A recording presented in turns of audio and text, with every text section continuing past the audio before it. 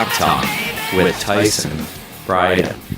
Welcome to Nonstop Rock Talk. I am your host, Tyson Bryden. Today, I'm very happy to welcome back a singer who needs no introduction, Jizzy Pearl. Jizzy, welcome. How's it going?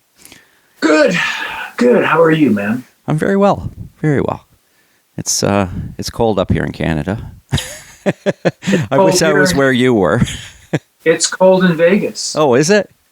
Yeah. Oh. Well, cold by normal standards. By normal not standards, yeah. By, minus 31 standards. Well, we're not quite minus 31, but we're cold and snow everywhere. I guess we're getting dumped this week later on, more snow. So my back's gonna hurt from shoveling. Well, you shovel snow and I shovel shit. No, Jizzy, you recently released yet another book of short stories entitled All the Devils. There it is. This being your fourth book, I believe. Yeah, four books. Now I'm kind of curious how you approached this one. Was it harder to write? Did you have to dig down a little deeper to get it how you kind of perceived it in your mind? No, not really. I mean, I draw from a pretty juvenile well of humor. So it's just the stories just started pouring out. And then I thought to myself, you know what? I'm going to go for 300 pages. I'm going to make a mission to try and get to 300. And that was a little tougher because I write in spurts, you know what I mean? I get ideas and I do them and I write them out and stuff like that. And then I'm thinking to myself, well, shit, I got 145 more pages to go. So that was the tough part is making it a whole book. But, it's done. Now, I mean, I have to admit, I love how the book starts off. Three women who were on the scene in Sunset Strip back in the day. Groupies, I guess you'd call them, but don't tell them that because they get upset. That's a bad word. Right? So somehow this guy, Jizzy, has written about them in a previous book, changed their names, but they know it's about them. It's comical. It's brilliant. This can't be a true story. It isn't a true story, but there are women out there that are trophy wives, you know what I mean? Yep. Like Housewives of Beverly Hills type with the fake boobs and the fake lips and the fake hair and the fake. Anyway, but these particular women had a past. They used to hang out with rock bands in the 80s, and they're, you know what I mean? Their past is a place that their husbands don't know about and can't know about. So that's kind of what the story comes from. Yeah, and it was really well done. And I think, like we talked about before, what I love about reading is the fact that you put that vision in your head. It's however you want to imagine it, as you're reading it, which was cool. When I was reading that story, I'm imagining these girls with big boobs and blonde hair and. Well, and I mean, if you were in L.A. or lived in L.A., it is a stereotype for sure. I mean, you see them walking down Melrose shopping and stuff like that. They all look like blow-up dolls, I mean, for want of a better word. And, so it's that's a good... I thought it was a good start to the book. It really, indeed, it did, right? Like it caught your attention right away, and you just want to keep. Okay, what's the next story going to be? And what was the next story? Well, the next story is, and I'm not going to talk about every story, but I have to mention this next one because, frankly, it's of interest. It really puts perspective into social media and age, how we suddenly filter ourselves to reverse the aging process. The beauty app one, yeah. Yeah, and it's funny because you included it as your ex-wife. Well, it's not about my ex-wife. It's not that. I want to preface that because that's not really fair. It's about all these women that go on Facebook and get those filters and stuff like that. And I mean, I guess they do it, because they want to look better and stuff like that. But for me personally, it looks odd.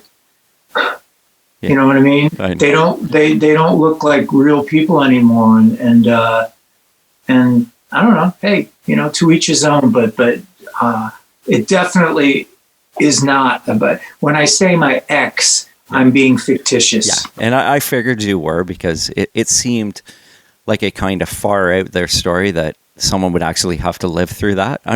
Maybe somebody has, but hopefully. I think a lot of guys. I think a lot of guys deal with it. I don't personally, because my wife doesn't go in for that sort of stuff. Yeah. But I mean, I see Facebook and I see all these girls doing they have the gallery of duck lip photos and stuff like that. And I don't know. I don't understand it, but hey, well, to each his own. And that's kind of what I loved about some of the stories in the book, was you're putting in perspective of today, of what's going on in, with social media and the world today, and using it in your stories, which I thought was really cool. Well, I'm older, and I come from a time, before everybody was addicted to the machine. Yeah. And it's changed people, and I don't think it's changed people for the better. I think it's made them, I don't know. Some people are just addicted to it. They're addicted to Instagram. They're addicted to TikTok. They're addicted to that machine. And it's just, I don't know. To me, it's just weird. It's a little creepy. I agree. I've never been on TikTok myself. My 12-year-old son goes on TikTok, but I've never been on it. Yeah. Well, I don't want to go on. No, me neither. I'm kind of. I don't want to get hooked. Exactly, and you know what? It's funny too, because there's certain perspectives that you during the book that go back to your life as a teenager, and what I thought was really cool was you were including parts about the music you were listening to at the time, like, say, for instance, Genesis or Zeppelin or something like that, which I thought was really cool. It kind of opened it up to. It's almost autobiographical. That's probably not the right word, but that's what I'm going to use. Autobiographical. Yeah, right? Yeah. I mean, yeah. Aerosmith rocks. Aerosmith, Get Your Wings. Yeah. Led Zeppelin, Physical Graffiti. The Genesis, the dumb Yes records that were, too long and a little silly. Prog rock. I mean, it's part of your legacy. It's part of growing up and stuff like that. So when I talk about back in the day when I lived in the San Fernando Valley in L.A., we all experimented with drugs and different drugs, and we were all trying to expand our minds and stuff like that. And but it's kind of funny. Yeah. You know what I mean? I just think everybody from my time grew up doing that kind of stuff. I mean, trying it. Maybe not, you know what I mean? Like, let's just try acid or try peyote or something like that, just to see what happens. See if, it opens the doors of perception. And usually it ended with a terrifying result. It sounds like it did. Now that story about Tattoo, what's his real name? It escapes me. Hervé. Did that really happen? Yeah. Really? Yeah. That is wild. That is wild.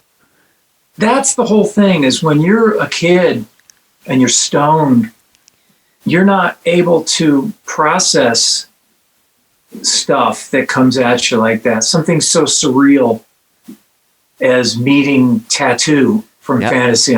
Yeah. I mean, you're just not equipped emotionally to handle that. So you just start laughing, and because it's just so weird and over the top. And then Tattoo's laughing with you because he knows it's weird too, so we all kind of shared a laugh. And I mean, I'm not going to say what happens because people need to read the book and just know that there's a story about Tattoo, but we can't say what it is because it is for people that actually read the book, they'll be like, wow, that actually happened. So, well, it's a good story. it is. And I grew up in the valley, as I said, and I grew up near Spahn Ranch in where the Manson family was. Yeah. And when I was a kid, we would go there. We'd go hiking at Spahn. Well, it had burned down, but Spahn Ranch, the place, and you could go down in the forests and the caves and stuff, and you could find some creepy shit. Some helter-skelter shit. Yeah. And if you're 13 or 14 years old and you're just in the caves and running around, I mean, it's not a stretch of the imagination to picture some shrieking woman coming at you with a meat cleaver or something like that. I mean, it was trippy times. Yeah. I mean, I at that age, I think it would be a little fucked up. I have to say that because it seems like it would be creepy. It would be fucked up. It's like, man, this crap happened here. And if you had ever watched the Helter Skelter movie of what the whole thing went down, that's crazy. You're like right in the middle of it. Not being in the middle of it, but you lived there, right? Well, yeah, it was, I mean, that's just one aspect of growing up and stuff like that. I mean, I talk about a lot of that stuff in my book. I talk about, high school and some of the vandalism shit I did and some of the crazy stuff that I did. And it's just, I think a lot of people did it or did the same kind of stuff, but I'm able to sort of tap into the youth of being 16 again and writing from the perspective of being a kid and what does a kid think and how does a kid process stuff, you know what I mean? Which is kind of cool, you know what I mean? Because then if someone reads it, it'll take them back to when they were a kid going to the mall and, all that dumb kid stuff. That's wild. Now, the weirdo old lady next door is possibly the first messed up story in the book. I mean, she lives upstairs. Oh my God. That was, I mean, the way it's described, because the guy who lives next door, he looks at her and she's an old lady, but then the cable guy comes and he's like, oh, she's the most beautiful. It's Twilight Zone-y. Yeah. I mean, again, we've talked about this before, but I grew up watching the Twilight Zone. Yeah. And I always appreciated Rod Serling's writing because a lot of times it was that surprise ending. It was, he took you to the point in time, and then at the end, he threw this weird ending at you that you weren't expecting. And so that's when I'm writing just straight up fiction, I kind of like to do that. I kind of like to take people on this thing and then at the end kind of, screw with their mind a little bit. It's like that. I'm just thinking of the Twilight Zone. There was I don't know if you remember this episode, but this woman who was beautiful was getting an operation on her face. Yeah. Do you remember that one? And then they pull the bandages off and they're like, oh, it didn't work. And then you look at them and they all had pig faces, right?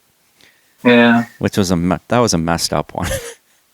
Yeah. My books are sort of half and half. They're sort of half fiction, like Black Mirror, Twilight Zone. And they're kind of, the other half are sort of either they're Sunset Strip, rock and roll experiences, around the scene, behind the scenes, yada, yada. Or sometimes they go back to me being a kid and funny stories of drugs and being a kid. Well, I think it's cool because it's better than actually just writing a full Jizzy Pearl autobiography, because you've got different books with different stories. That would be stupid because it would just, 99.9% of these rock books are just guys talking to a tape recorder. Yeah. You know what I mean? They're not really written per se. I mean, my stuff is real writing. It's all short stories and it's writing and stuff like that. So, I mean, it's an autobiography just seems a little pretentious to do for me. You know what I mean? Yeah. And I think what I'm alluding to is the fact that I like the way you've done these. It's interesting. Yeah, I mean, there's bits and pieces for sure, Yeah. but they're funny things. Yeah. You know what I mean? It's just a lot of stuff, what did you, what was Blackout in the Red Room like? Well, it was a dark story. It's a dark song. Yeah. It's not She's My Cherry Pie. It's So You Say You Can't Remember. It's about drinking and blacking out. Yeah, and I mean, you mentioned that in the book that you guys had concocted a whole story that wasn't exactly how it was written. In the book, you allude to that, right? Well, when you want to keep it light, when you're doing radio interviews from town to town and you're on MTV and I mean, you don't really want to get too in depth about the dark side of drinking and stuff like that, because it's just, it's Bukowski is funny and stuff like that, but I mean, he's also sort of a tragic figure. So I just try to make it light, for the radio audience, and come see the show. We're opening up for Dio or AC/DC, you know what I mean? Which you talk about. And you talk about doing radio interviews, which was cool, about back in the day of, you were the spokesperson for the most part for the band, right? Yeah, it was exhausting. Yeah. I bet you're probably... Well, it was. Everyone thinks it's so glamorous, but at the time, everyone else just got to recover from last night's drinking, and I had to get up early to go do the radio station, merry-go-round and take the pictures and talk about the influences, and you know what I mean? And the same thing every day. Well, when you first start, when your first record comes out, you're excited about doing it because, you're proud and you're excited. You want to tell people about your record, you want to get out there and spread the word. But after a while, it just, you're tired from partying every night and traveling and you just want to rest. But the record company is relentless. I mean, they extract their pound of flesh, put it that way. Ah, that's horrible. Now, the celebrity, another one that is out there a bit, from a standpoint of never being left alone by the paparazzi. You can kind of, how you wrote it, you could see someone who's that popular going off the deep end like that character did. It's kind of what a lot of these celebrities wish they could do. Yeah. And I think they wish that they could do what this guy did, but obviously they can't because of, they can't. They can. But in their mind, maybe. You know what I mean? Yeah. Like when you think about something, man, I wish I could just, but you never would because you get arrested. You go to jail. So that's kind of where that story came from. It's just some guy that's just had enough and goes on a, murderous killing spree. And I'm sure there's guys that have thought about, or females that have thought about that, the paparazzi around them all the time, It alludes to his front gates and they're there in the bushes and he can't even go to get a coffee. Right? Yeah. Well, that's what it's like for those people. I mean, the really, really famous people. That's why if I was really, really famous, I wouldn't be able to handle it. I'd be like Sean Penn. Remember him in the old days? Yeah, punching people out all the time. Yeah, because they do it to provoke you because if they get that like Britney Spears when she shaved her head, if they get that shot, they can retire from that photo. Yeah. So that's what they do. They jump out of bushes and say shitty things so they can get you in that fit of rage to sell to People magazine. Exactly. And I mean, you mentioned Sean Penn. That was the Madonna days when he was married to Madonna. And then same thing with Tommy Lee and Pam Anderson back in the day. Same thing. Right? Same thing. Yeah. I mean, it's just, they're not bad people. They're just normal people. But they just, at some point, they just have had enough, man. Yeah. Had enough of being, of the shittiness. That would be tough. Now, I am going to mention the Sunset Strip, but it's only because it's in the book. I thought it was cool. It was an interesting story was how Love Hate got noticed. The Monday Night Jam at the Whiskey. That was a cool little story. And I never realized that. I didn't realize that's how you guys actually got signed and noticed. Yeah. Well, I talk about the Sunset Strip in this book, and because people ask me all the time, they want to know what it was like, and it's hard to explain. I mean, I try to explain, Yep. but before the internet, before Facebook or even MySpace or anything, it was dudes driving to the Sunset Strip with flyers, standing out in front of clubs in the cold, all dressed up in their rock gear. That's crazy. Come to my show, man. I'm playing the whiskey. Come to my show, and trying to do it old school, just trying to get noticed and to try and get a following. And you're young and it was the only way. It was the only way to make it was to work hard and to do it, to in the trenches. And it took us years. It took us years. We didn't get signed in a month or 6 months or a year. It took us years of demo after demo and failing. And here's 6 more songs. Here's 12 more songs. Oh, we hate these, oh, see you in 6 months. You know what I mean? And it was brutal. And there was so much competition, you hear about your friends getting record deals and signed, and I talk about it like that, the Wonka golden ticket, I mean, you're thinking that there's only 1 or 2 tickets left, and then you hear Junkyard got signed and that's it. Oh, they're all gone, and so it's time to binge drink. Yeah. So it was fun and it was cool, but it was like war. It was heavy. It was, I mean, I'm sure there's a lot of guys that could not endure that of what, not knowing where your next meal is going to come from. And like, I'm sure, you know what I mean? People quit. Yeah. People quit. I mean, people quit because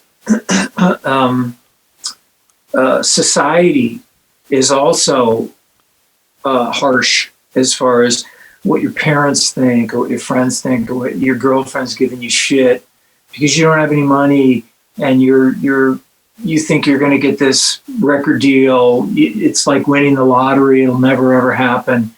And then when it does happen, everyone, of course, says that they knew you were going to make it all the time, Of course.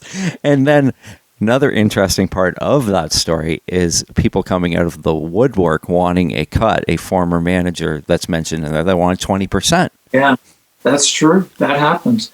The day we got our record deal, we got a Western Union telegram the next day from this guy wanting 20% of $1 million. Yeah. That's crazy. We had to go to court. Well, we didn't go to court. We spent a lot of money on lawyers and we did deposition. We did a lot of stuff and we ended up settling with the guy, but it cost us a lot of money, but it was, Yeah. And I like the fact in the book that you also let people know that every dollar spent by the record company, you have to pay back. Well, yeah. I mean, they gave you tour support, which is expensive. They made the record. They gave you a lot of money with the record and the video. Yeah. I think Blackout in the Red Room cost $100,000, $90,000, something like that. And I remember that it wasn't really. I didn't understand. Well, where's the $90,000? We walk into this warehouse and it was a white cube. If you remember the video, but it was just this white wall cube, 20-foot wall. And I'm just thinking, where's all the money going?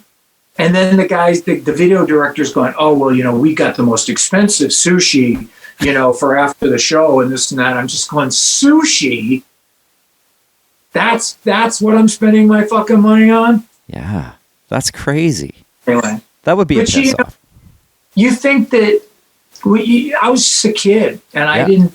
I thought that this was going to be the rest of my life. Right. And actually, in retrospect, music has been my whole life. Right. I mean, I haven't stopped Never doing stopped. music Yeah.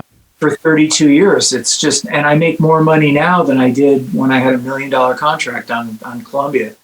True story. So, And it's funny too, because in the book you alluded to the fact that they signed you to a 7 album deal for whatever dollar value it was.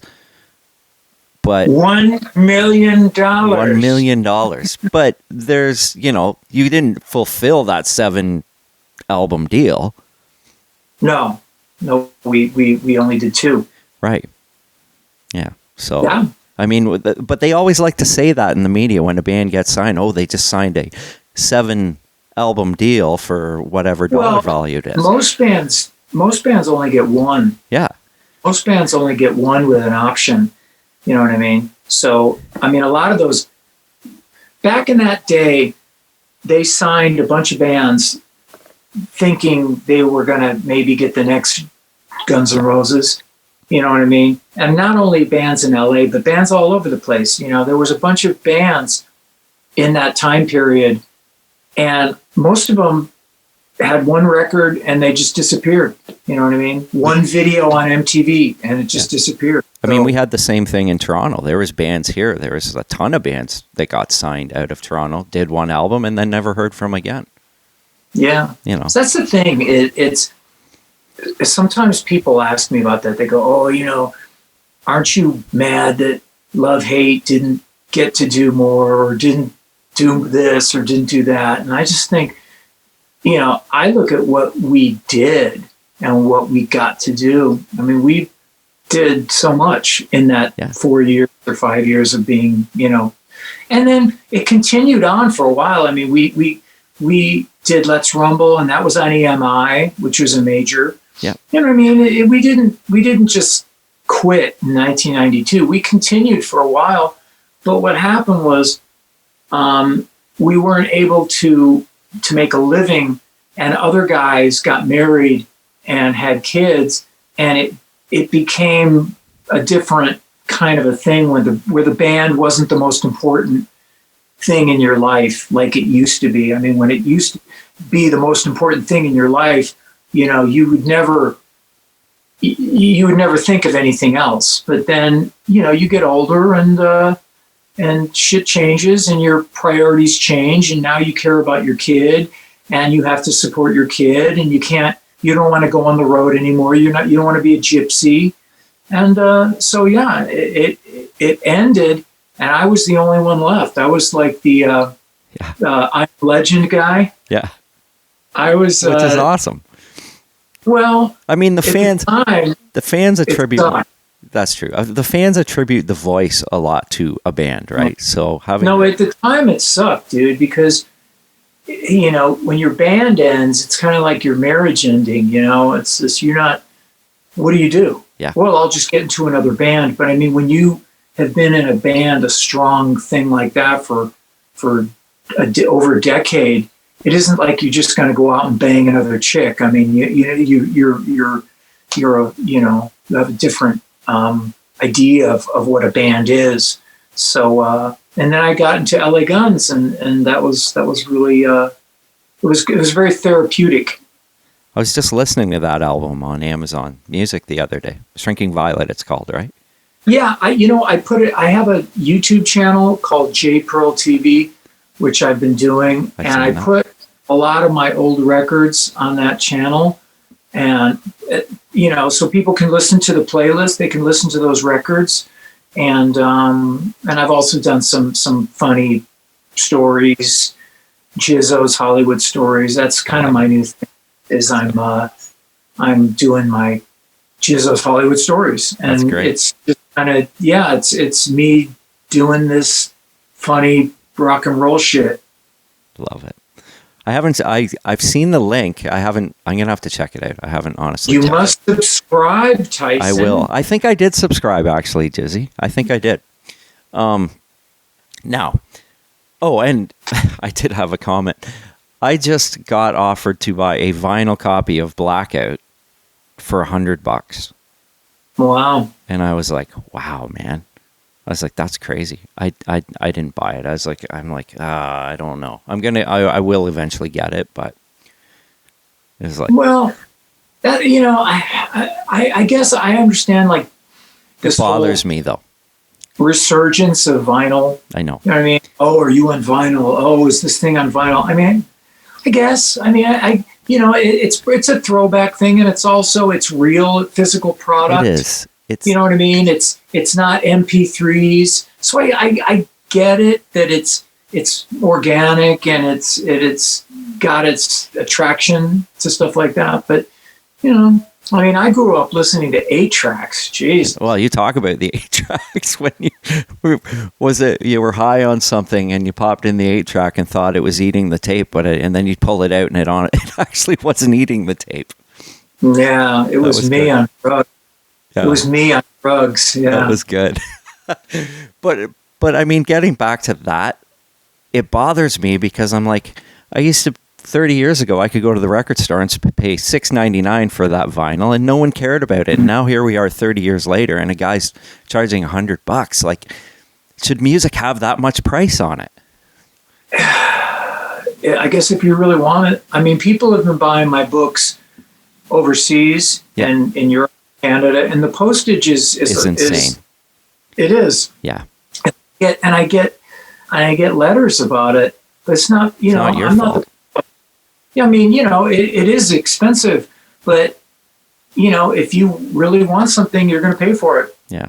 And these books, I've only printed up a couple of hundred, and I've already sold almost 200 of these books. And when they're gone, they're gone. You know what I mean? It's just really. I better get. Well, because I had to do it all myself. Yeah. You know what I mean? And it costs a lot of money. I'm not bitching about it. I'm just saying that I reissued all my books. Yeah. And wrote a new one. And to print these books means, you know what I mean? It didn't just magically happen. I had to go do it at the printer, and it costs money, and it's a lot of money. Yeah. And so, so it's something that, I'm not printing up thousands and thousands of books because I'm not a millionaire. I'm doing what I feel I can, a batch that I feel I can do, and, not lose my ass. Yeah. That's crazy. But it's good. And I'm glad that you're doing it, and the stories are great. And that's just the thing. If someone asked me, I said, you know what, you got to read these books because they're so good. They're like, they're nothing that you've really, I'm sure you've read it before, but there's a mixture of everything, which is good. I think it appeals to a lot of audience. You know what, man? I just, it's real writing, and I have a style.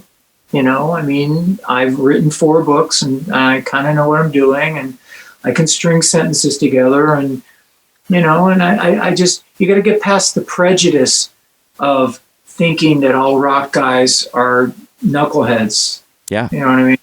And that, oh, what did you write it in crayon? You know what I mean? You have to get past that sort of resistance of me being a writer in a genre that everyone thinks is, like, hey, dude, world dummies. That kind of thing. Yeah, exactly. I totally get that. Now, El Perro. Is that how you pronounce it? Maybe my favorite story in the book. El Perro. El Perro. Brilliantly done. Your dog Maggie is the main character. Did time for running a doggy drug ring. Jeez. Yeah, she wants a piece of the book now. She's gotten a big head. She got her own lawyer. It's been really bad lately. And she's the only photo in the book too. Yeah. Right? She made the centerfold. Yeah, nice. Yeah, another funny story. Yeah, I mean, funny stuff. It's good-natured humor, man. Juvenile humor from a 60-year-old fucking kid. Well, I mean, when you initially start reading the story, you're like, oh, this is a believable story. Oh, what happened with the dog? And as you're reading it, you're like, okay, this is fiction, but this is really good. Well, because at some point you had to just go, wait a minute. Yeah, yeah, exactly. Exactly. But people have to read that one. I'm not going to say anything else because it's so good. Now, Just Plain Dumb. Great story about the beginnings of Love Hate before you joined that band. I was super surprised that they were new wave. That was surprising. I didn't know that. Well, it was the 80s, dude. I mean, if you think of 1981, 1982, it was Duran Duran. Yeah. Thin Ties. And right. Keyboard Ties. I mean, it was goofy. It was a goofy time, but you know, every band starts off, you know, a lot of times they don't just emerge fully formed, you know what I mean? Yeah. They go through evolutions of music and you know, costumes, you know, the shoulder boards and then you go spandex and then yeah. I'm cringing thinking about it. Well, yeah, right?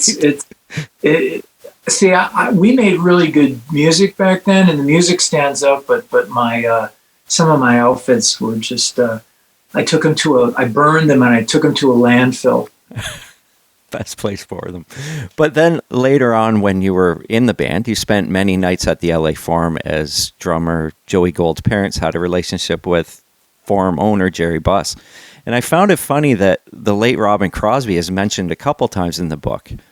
But on this occasion, a fan asked him about the band's recently released album, Reach for the Sky, and he said it's a piece of shit. True story? Yeah, which got me thinking. I mean, that was a disappointment. And for him to feel that way, like you said, who says that? Well, you know, you're in a club. The thing about the Forum Club was that it was kind of a who's who of rock stars and movie stars and stuff like that. So the fan, the tourist, rarely got in. You know what I mean? So these guys were in their element, and they weren't expecting to be interviewed, or you know what I mean? Yeah. And so I think that at that time he was probably not doing too well. Yeah. So, but yeah, I mean, those stories in that story are true. Yeah, it was cool. It was an interesting story because you're not expecting someone who's talking about their recently released album to say, well, it's a piece of shit, right? I would be surprised. And the other story about the other guy who I'm talking to him and some girl, and he just goes, you know what? I really need a blowjob. I need a blowjob. Yeah. And I just, you know, and the girl just kind of no big deal. You know, I just going, I don't understand. You should be slapping his face. He just insulted you. But, you know, it was just, he was a rock star. And sometimes guys do that kind of stuff just, you know, just to fuck with people just because they can. Yeah. You know? Which is, yeah. I mean, it says a lot about the debauchery of the 80s and what, you know, that people come to expect that. They read that and they're like, oh, yeah, okay. I guess that's the way it was. There was debauchery in the 90s, too. Oh, I'm sure there was. Yeah. And there was, in my early love-hate days when I was on the bus and touring and stuff, it was, it was very Caligula-esque. Yeah. For sure. Oh, I'm sure. At least for me. Yeah. Now, the very last story was really cool as well. A former rocker on the Strip back in the day who is now living a normal life. A curse has been put on him, and on every full moon, he remembers nothing. He puts the spandex back on, like back in the day, teases hair, puts on the ripped-up Rat t-shirt, flyers, and demo in hand, and off he goes for the night. It's the curse of the 80s. Yeah, that was such a good story. That was a great ending. Oh, cool. Yeah. I mean, it's a silly story if you think about it. It is, but for guys like me who used to wear all those awful clothes and the Aquanet and all that stuff. I mean, that stuff, it seems really silly, and it's very Spinal Tap and kind of Steel Panther. Yeah. But actually, in the 80s, it was real. I mean, you literally would go to Thrifty Drug and you would buy the pink can of Aquanet because it was extra super hold, and that, because that was the only thing that kept the shit, Yeah. going. And I mean, it is silly, but it actually, I mean, we were all part of it. We all did it, and that's why it's funny for me to revisit it. And it's funny because he says to his wife, he goes, "Look, my clothes still fit." And then you describe it as, well, the pants are a little tight, his belly's hanging over, and the shirt's a little bit too tight as well, which was good. So you're imagining in your head this guy, and you're like, it's kind of, if he's going on Sunset Strip, everybody's going to be laughing at him because they're going to be like, what the fuck is this? Well, yeah, he looks like Homer Simpson. Yeah. In spandex. Yeah, it was good. Very well done. Now, I want to thank you for joining me today. It's always a pleasure. But before we go, we must talk about your new album that is being released February 10th, I believe. March now. March, okay. Entitled Hell, California. Yeah, it just got pushed back a month because of European delivery. I mean, I guess everything is screwed up because of shipping now. Oh, right. Yeah. But yeah, it's coming out, and you've heard probably I've heard the 3 tracks. Yeah. It's like really good. Yeah, it's great. Sounds like you. It's good. It's perfect. Well, it's good. I mean, I once in a while I'll listen to it, and I'll just go, God, this thing really rocks. I mean, I think people will really dig it. It's a very strong collection of songs. I think it's better than the Frontiers one I did a couple of years ago. In the same sort of vein, that rock. But it's really good. And that's on Golden Robot, right? Is that correct? Yes. Yeah, cool. Like that label. They put out some good stuff. Well, they're one of the few labels that actually put out stuff anymore. I mean, there's just not that many outlets for music anymore. You know what I mean? Yeah, and they're kind of, I don't know, Frontiers does so many albums, but Golden Robot seems to be a little bit, they're not releasing 3-4 albums every week. They're, you know what I'm alluding to, but it's kind of, so maybe that will give you a little bit more to your album than, like only having that month where the video is, and you'll get a little bit more promotion, hopefully. Who knows? I've learned that it's out of your hands as far as, when it comes out, how well it does. It's just out of your hands. Sometimes a song hits really good in Portugal for some reason, or, oh my God, in Italy, your song is doing really good. I mean, it's and no one knows why. It's just for some reason that's cool. That particular song, resonated with them. So who knows? I mean, but I know it's good. So that's, at least, that's enough for me. Yeah. I mean, I was in Portugal on vacation a couple of years ago, and going into the record shops, just finding stuff that you're like, people still were buying this music, and, it's still here, and a lot of stuff that you can't find in North America, which was great. I had a heyday in Portugal. Europeans do have a different relationship with music. I mean, they do.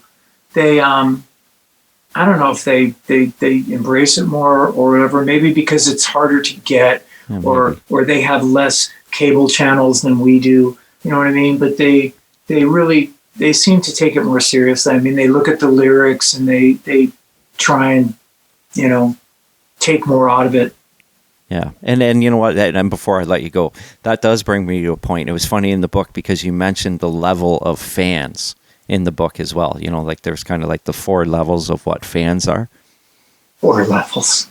Or whatever you call it. You kind of described it. You go, you've got the guy that likes the album, you meet him. He's like, here, this is cool. Can you sign this for me? And then goes kind of from there, which I thought was interesting.